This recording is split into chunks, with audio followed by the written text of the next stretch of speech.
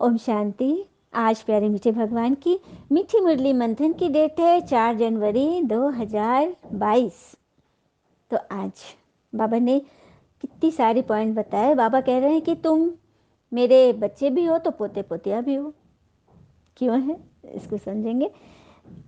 हम ब्रह्मा मुख वंशावली है, बाकी दुनिया के जो ब्राह्मण है जाति के, उनसे पूछो वो कौन है, वो भी कहेंगे मुख वंशावली, लेकिन उसको तुम समझा सकते हो कि आप कौन हो। फिर है बाबा ने 3 धाम बताए, सुख धाम, शांति धाम और दुख धाम। कैसे कैसे है इसको भी समझेंगे। और पतित पावन भगवान है, उसको लोग बुलाते भी हैं, हे पतित पावन आओ हमें पावन बनाओ। साक्षात गंगा नदी को भी पतित पावनी कहते हैं, जबकि वो तो अनादि है। बिगर पूछे किसी की चीज उठाना, उसको भी बाबा कहते हैं कि कख का चोर सो लख का चोर। किसी से रीस नहीं करनी है, जो अच्छी रीति ज्ञान में चल रहे हैं उनका रिगार्ड करना है, बड़े युक्ति से वो चल रहे हैं। पोप भी आए तो उनको बताना है कि ये कांटों का जंगल है, मतलब कोई इस्लामी आए सबको समझाओ, क्योंकि यहाँ कोई धर्म की तो बात है नहीं, आत्मा का तो कोई धर्म नहीं होता ना। ये तो हम मनुष्य अपने शरीर के धर्मों को जुड़े रहते हैं, उसी पे चलते रहते हैं। हमेशा ये मनन चिंतन चलता रहे कि हम शिव बाबा से राजयोग सीख रहे हैं, हम सुखधाम जा रहे हैं। हाँ, कालों का काल बाबा ही हमको काल पे विजय पहनाना सिखा रहे हैं। सर्विस का बड़ा शौक रहना चाहिए। तो उसके लिए शुरुआत कहाँ से करनी है? घर से। तो चलिए हम सब बाबा से बहुत सारी बातें विस्तार से सुनते हैं। बाबा ने कहा, मीठे बच्चे, अगर कोई भूल हो जाए तो बताना है, मियाँ मिट्ठू नहीं बनना है, कभी भी रूठना नहीं है। कोई भूल हो जाए तो बताना है, मियाँ मिट्ठू नहीं बनना है, कभी भी रूठना नहीं है।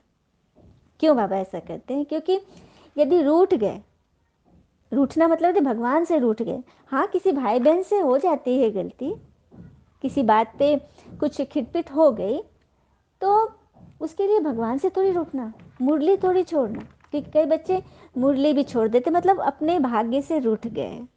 प्रश्न, कौन सी बात सिमरन कर अपार खुशी में रहो, किस बात से कभी रंज नहीं होना है। सिमरन करते रहो। हम अभी राजयोग सीख रहे हैं, फिर जाकर सूर्यवंशी चंद्रवंशी राजा बनेंगे, सुंदर सुंदर महल बनाएंगे। हम जाते हैं अपने सुखधाम वाया शांति धाम।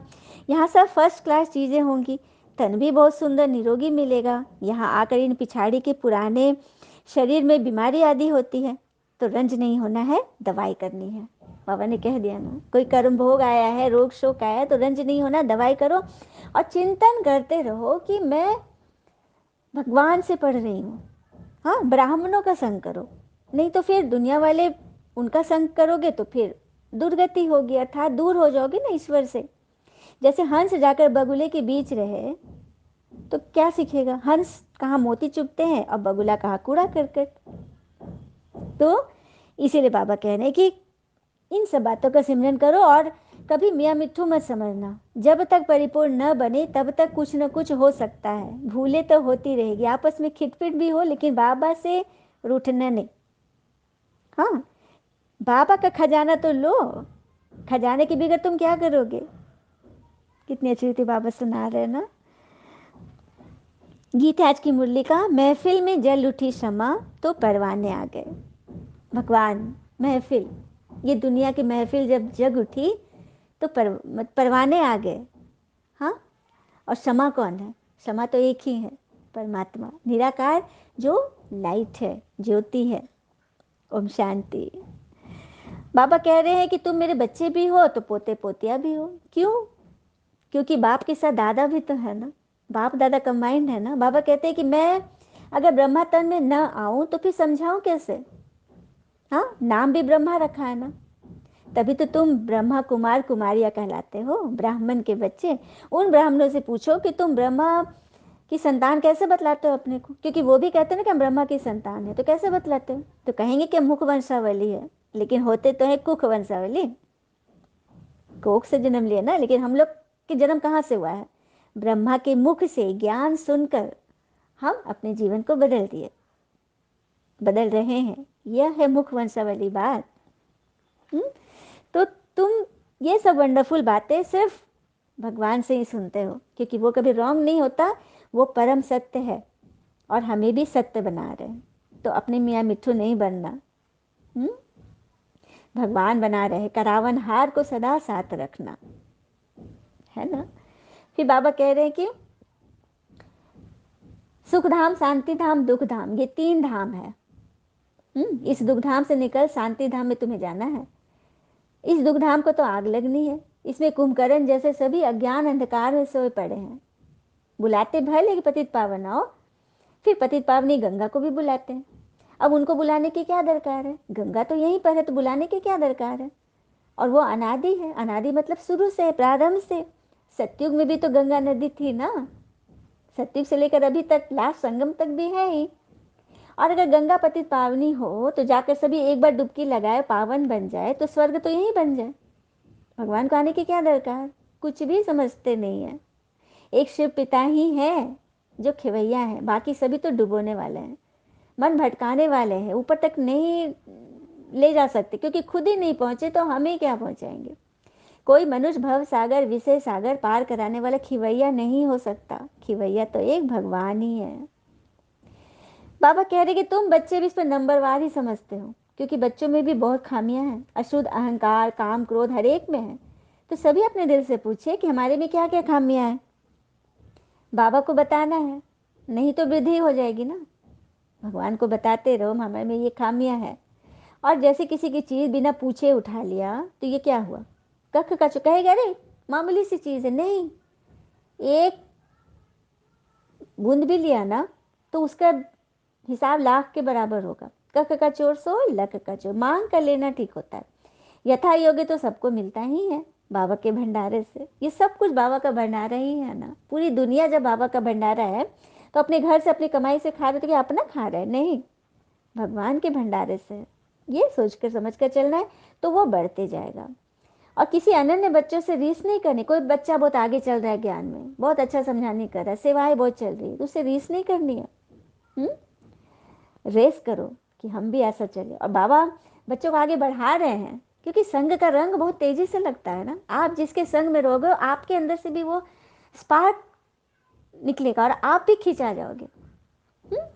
अब जैसे कोई बंद गाड़ी है, वहाँ पे मैकेनिक नहीं मिल रहा है, तो जो गाड़ी चालू गाड़ी आगे में है उसमें से कोई हुक लगाकर उस गाड़ी को खींच लेते हैं ना, और फिर धीरे धीरे उसके भी चक्कों में जान आ जाती, वो भी चलने लगता है। तो बस यही है, सेंसेबल बच्चे बड़ी युक्ति से चलते हैं, तो उनका बड़ा रिगार्ड रखना है, क्योंकि ये हमें खींचेंगे। फिर बाबा ने बात करने की मैनर्स पे बताया कि कई पढ़ी लिखी, बहुत पढ़ी लिखी महिला भी औरों को आप कह के बात करती हैं, लेकिन कोई अनपढ़ भी होंगे तो तुम करके बात करेंगे, नॉलेज कुछ नहीं है लेकिन सबको तुम कहेंगी। बाबा के आगे तो किस्म किस्म के बच्चे आते हैं ना, बाबा तो सबको देख रहे हैं, उनकी दृष्टि तो बेहद की है ना। फिर बाबा कह रहे कोई भी आए तो बताना है, पोप भी आए, पोप भी आए क्रिश्चियन धर्म के, तो उनको भी बताना है कि अभी ये सब कांटों का जंगल है। आप जिसे पैराडाइज कहते हो, स्वर्ग, वह गार्डन ऑफ फ्लावर है। और जंगल में क्या होते हैं, जंगल में तो कांटे और जानवर रहते हैं ना। तो अब वही पैराडाइज स्थापन हो रहा है। मतलब इस तरह से सबको कन्विंस करो कि आप जो पैराडाइज कहते थे 3000 वर्ष पहले पैराडाइज था, तो वही फिर से स्थापन हो रहा है। इस्लामी भी आए, उनको भी समझाओ कि गार्डन ऑफ अल्लाह सतयुग है। तो यह सब बातें तकदीरवान ही अच्छी रीति समझेंगे, वह समझा सकते हैं। बाबा राय तो देते हैं 5 विकारों पर जीत पाना है, इसमें पूरी विदाई तो अंत में होगी, इसकी पूरी विदाई अंत में होगी, तब तक कुछ ना कुछ खामियां रहती है, तो उनको हटाने की सूक्ष्म चेकिंग करते रहो। बाबा ने वार्निंग दिया, याद करना है शांति धाम सुख धाम को, याद में खुशी रहती है। हम सुख धाम जाते हैं भाया शांति धाम, तब तक ये सारी सफाई हो जाएगी। कल भी बाबा ने बोला था ना कि विनाश में, परिवर्तन में कौन कौन सहयोगी बनेंगे, तो प्रकृति भी बनेगी तो वैज्ञानिक लोग भी बनेंगे। प्रकृति पांचों तत्व एक साथ जब हलचल करेगी तो सफाई तो होगी ना। और वैज्ञानिक लोग भी जितने एटम बम बना रहे, परमाणु बम बना रहे, इतने सारे जो मिसाइल बना रहे, किस लिए, सफाई के लिए। स्वर्ग में हर चीज फर्स्ट क्लास हो, पूरी धरती साफ हो जाएगी, हीरे जवाहर के महल होंगे। हम शिव बाबा से राजयोग सीख रहे हैं, यह सब बातें अंदर में सिमरन चलती रहे, मनन चलते रहे, तो काफी खुशी रहेगी और एनर्जी मिलेगी। तो सुखधाम के लिए पुरुषार्थ करना है ना।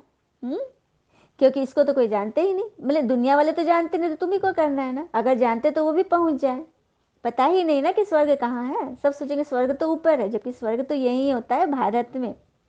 और ऐसे थोड़े ना कोई पहुंच सकते हैं, क्योंकि पंख ही टूटे हुए हैं ना। तुम बच्चों को तो काल पर विजय पाना है। कालों का काल बाबा ही तुम्हें काल पर विजय पहनना सिखाते हैं। बच्चों को तो सर्विस का बहुत शौक रहना चाहिए। डूबे हुए को कैसे बाहर निकाले, उसके लिए चैरिटी बिगिंस एट होम। घर से सेवा शुरू करो। बाबा अपने ब्राह्मण बच्चों को, जो रजाई प्राप्त हुए बच्चों को उठा रहे हैं। बाबा कहते मैं उन बच्चों को उठाऊंगा जो नंबर 1 की श्रेणी में, और तुम अपने राजधानी वाले प्रजा योग वाले बच्चों को उठाओ। ये दान दो सभी को। अच्छा, मीठे बच्चों प्रति भगवान की नमस्ते। हम बच्चों की भी प्यारे बाबा को नमस्ते। धारणा के लिए मुख्य सार, पहले पॉइंट, जो ज्ञान योग में तीखे हैं, अच्छी सर्विस करते हैं, उनका बहुत बहुत रिगार्ड देना है। आप कहकर बात करनी, आपस में कभी रूठना नहीं है, बिल्कुल नहीं। कोई बातें हो तो बात कह के साफ कर लो। दूसरी पॉइंट, ब्राह्मण कुल में बहुत बहुत छीरखंड होकर रहना है। धूतेपन पर चिंतन से अपनी संभाल करनी है। सत्संग जरूर करना है। ब्राह्मण कुल में बहुत बहुत छीरखंड, छीरखंड मतलब दूध मिश्रित, हाँ, मतलब खीर बन के रहना है, मीठा मीठा रहना है, नमकीन खट्टा नहीं बन जाना। एक दूसरे की बात लग रही है, पर चिंतन, धूतेपना, उसको देखकर कोई जल रहा है, ईर्ष्या कर रहा है, रीस करना, नहीं, ये नहीं होना चाहिए। ये भगवान का संगठन है, कोई और मामूली संस्था नहीं है जो इंसानों की है, ये तो देवताओं की संस्था है। तो यहाँ पर चलन एकदम रॉयल होनी चाहिए। सत्संग जरूर करना है। और गीता पाठशाला क्लास, जब भी धारणा क्लास, हर ट्रैफिक में, नुमा शाम, अमृत वेले, सत्संग जरूर करो। आपस में जरूर बातचीत करो, एक दूसरे से पूछो समझो। वरदान है, डबल लाइट स्थिति द्वारा उड़ती कला का अनुभव करने वाले सर्व आकर्षण मुक्त भव। डबल लाइट स्थिति द्वारा उड़ती कला का अनुभव करने वाले सर्व आकर्षण मुक्त भव। कल भी बाबा ने वरदान दिया था ना, डबल लाइट स्थिति से न्यारे प्यारे बनो। चलिए आज बाबा क्या बोल रहे।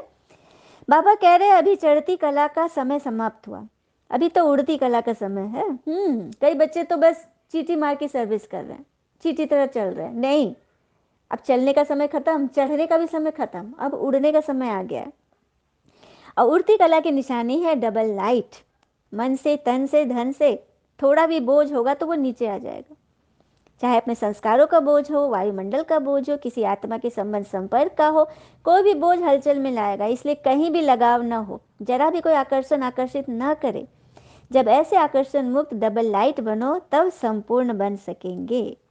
क्या कह रहे हैं, किसी भी बात का कोई आकर्षण नहीं, हर कर्म में भगवान करा रहे हैं। ईश्वर ही है जो हमें हर पल आगे खींच रहे हैं। कहते हैं ना, किसी और का दुख देखकर यदि आपको भी दर्द होता है, तो इसका मतलब है कि आपकी आत्मा में परमात्मा विराजमान है। मतलब आप उनके समझ से चल रहे हो, वो आपको चला रहे हैं। ईश्वर कैसे हमारी मदद करते हैं, चलिए एक कहानी सुनते हैं। एक बार की बात है, एक बहुत बड़ा सेठ था, काफी बड़ा कारोबारी, लेकिन वो था नास्तिक। उसको ईश्वर पे भरोसा नहीं, कर्म पे भरोसा करता था। वो ठीक था, चल ही रहा था, उसका सब कुछ अच्छा था।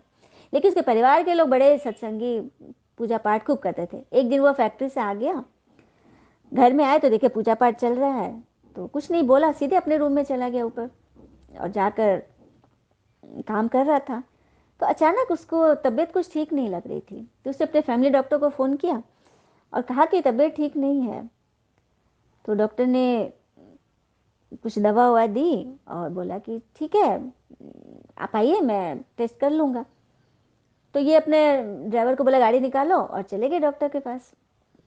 डॉक्टर अच्छी जांच किया, बोला कि नहीं आपको कुछ नहीं, बस थोड़ा सा काम का प्रेशर से थोड़ा सा हेजी पन्ना है, ये दवा लीजिए ठीक हो जाएगी। बोले ठीक है।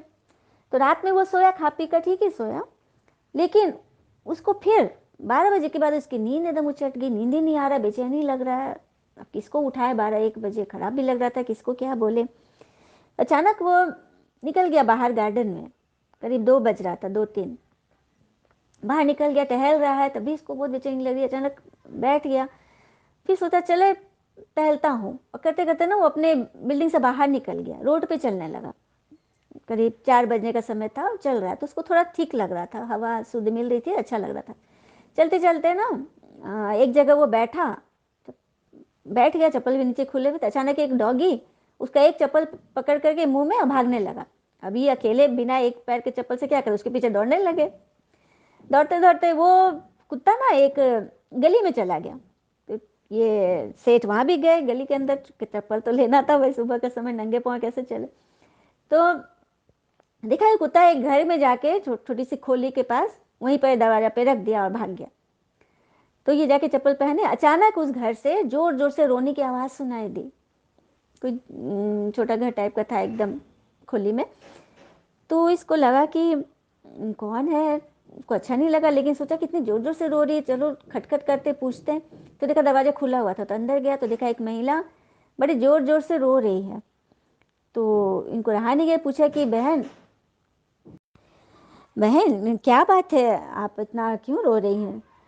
तो बोलती है कि तो बोली कि मैं, मेरी बेटी बहुत बीमार है, डॉक्टर ने कहा है कि ऑपरेशन करना है, मेरे पास पैसे नहीं इसलिए मैं रो रही हूँ। तो बोले लेकिन रो रही हो तो इतनी सुबह सुबह इतना जोर जोर से रोने की ऐसे तो बात नहीं है, इससे तो आपका समस्या का हल नहीं होगा। तो बोले नहीं, मुझे एक महात्मा जी ने बोला था। महात्मा जी ने, तो हाँ कल आए थे एक साधु महात्मा, मैंने उनको अपना प्रॉब्लम बताया। तो बोले कि सुबह 4 बजे के समय ब्रह्म मुहूर्त में तुम भगवान से बात करना और उन्हें मतलब अपनी फरियाद सुनाना। तो मैं वही कर रही थी, बात कर रही थी, उनको बता रही थी। तो बोला अच्छा। तो इसको बड़ा आश्चर्य लगा कि देखो मनेश्वर की लीला, मैंने तो भगवान को मानता नहीं था, नास्तिक था, लेकिन उसको लगा कि देखो शायद भगवान ने इसीलिए इसके दरवाजे पे मुझे लेकर आए, किस तरह से मेरे साथ ऐसा हुआ।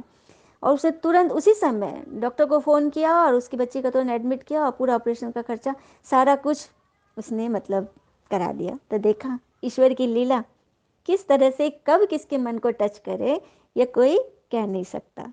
तो फिर स्वयं जब साक्षात भगवान हमें कह रहे हैं कि डबल लाइट बनो, हर एक की मदद करो, क्योंकि चैरिटी बिगिंस एट होम, सबको संभालना है ना, सबकी नैया पार करनी है। स्लोगन है, स्नेह का चुंबक बनो तो ग्लानि करने वाले भी समीप आकर स्नेह के पुष्पों की वर्षा करेंगे।